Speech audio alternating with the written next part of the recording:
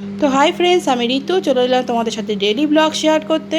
তো সকালবেলা কি খাবো বুঝতে পারছিলাম না, তো এদিকে চা বসিয়ে দিয়েছি। আর হচ্ছে কি, মেয়েকে দেখো এইদিকে আখের রস দিচ্ছি। গরমের সময় একটু আখের রস খেলে শরীরটা ঠান্ডা হয়, তোকে দিচ্ছি। ওইদিকে ড্রয়িং করছে। আর এইদিকে আমি টিফিনে বানিয়ে নিয়েছিলাম পরোটা আর আলু ভাজা। আর এদিকে দেখো রাইস করব বলে চালটাকে আগে থেকে ভিজিয়ে রাখলাম। ভিজিয়ে রাখলে কি হয়, ভালো হয় চালটা, ওই জন্য। আর এদিকে দেখো আলু ভাজা পরোটা নিয়ে নিয়েছি। তো খেতে ভালোই লাগছিল, কারণ খুবই খিদে পেয়েছিল। মেয়েকে বললাম খাবি, তো মেয়ে বলল খাবো, কিন্তু একটুকুনি খেয়ে আর খেলো না। তারপরে এইদিকে রান্নার দিকে চলে এলাম। তো দেখো ভাত বসিয়ে দিয়েছি। আর এইদিকে গাজর, বিনস, আলু কেটে নিয়েছি। এতে পনির করব বলে, ওই জন্য পনিরের মধ্যে আলু দেব। তো ওই জন্য মেয়ে খেতে পনির খুব ভালোবাসে। তো পনিরগুলোকে লাল লাল করে ভালো করে ভেজে নিয়েছি। লাল লাল করে ভেজে নিলে কী হয়, খেতে খুব সুন্দর হয়। তো অল্প অল্প করেই ভাজছিলাম, একসাথে ভাজলে কী হয়, সেঁটে যায়, ওই জন্য। তারপরে আলুগুলোকেও ভেজে নিচ্ছি। তারপর রাইসটা ওইদিকে হচ্ছে। এইদিকে দেখো গাজর, বিনস, এই যে গাজরগুলোকে গ্রেট করেছি আর বিনস কেটে রেখেছি। আর এদিকে কড়াই তেজপাতা আর জিরে ফোড়ন দিয়ে দেবো পনিরটা করার জন্য। আর আদা বাটা, নিরামিষই করব। খেতে খুব সুন্দর হয়েছিল, প্রথমবারই আমি এরকমভাবে পনির বানালাম। তো খেতে খুব দারুণ হয়েছিল। আমার মেয়েও বলছিল মা একদম খুব সুন্দর হয়েছে, অপূর্ব হয়েছে। তোমার দাদাভাইও খেয়ে খুব পছন্দ করেছে। প্রথমবার করেছি, কিন্তু এতটা ভালো হবে বুঝতে পারিনি। তো তারপর রাইসটা হয়ে গেছে, জল ঝরাতে দিয়েছি। এদিকে দেখো পনিরের আলুগুলো কষাতে দিয়েছি, তারপর পনিরগুলোকে দিয়ে নেবো। আর এদিকে কড়াই তেল দিয়ে নিয়েছি। দেওয়ার পর বিনস আর গাজরগুলোকে দিয়ে একটু ঘিও দিয়েছি। ঘি দিলে কি হয়, খুব ভালো হয়। সামান্য একটু চিনি দিয়েছি, দিয়ে আর ভাতটাকে নেওয়া। দেখো পনিরটা আর একটু ঝোল কমলে তারপর বন্ধ করে দেবো। আর ওইদিকে রাইসটা একদম খুব সুন্দর, একদম ঝরঝরে হয়েছে। দেখো তোমরা দেখলেই বুঝতে পারবে। আর কালারটা দারুণ এসেছিলো। মেয়ে বলছে মা খুব সুন্দর, পুরো জাস্ট পোলাওয়ের মতন খেতে লাগছিলো। খেতে দুর্দান্ত হয়েছিল। তোমরাও বাড়িতে এরকম করে ট্রাই করবে, খেতে খুব ভালো লাগে। তো প্রথমবারই আমি পনিরটা বানালাম, এত সুন্দর হবে বুঝতেই পারিনি। তো তারপরে দেখো ওইদিকে মেয়ে খেলা করছে। ওর যেহেতু স্কুল ছুটি, ও ঘরে রয়েছে।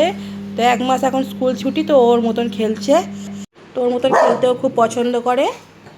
তারপরে এইদিকেও খেলছে। ওইদিকে আমি রান্না হয়ে গেছে সমস্ত কিছু। তারপরে বিকেলবেলা বলতে সন্ধ্যেবেলা তোমার দাদাভাই কাজ থেকে বাড়ি এলো। তারপর অনেক দিন পর যাচ্ছি, একটু বেরোলাম।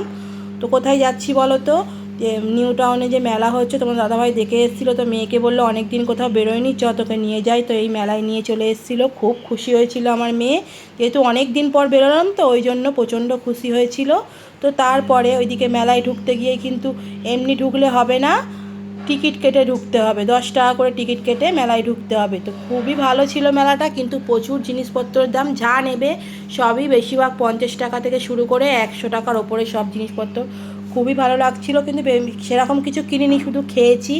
খেতেই ঘুরতেই টাইমটা কেটে গেল কিভাবে বুঝতেই পারলাম না।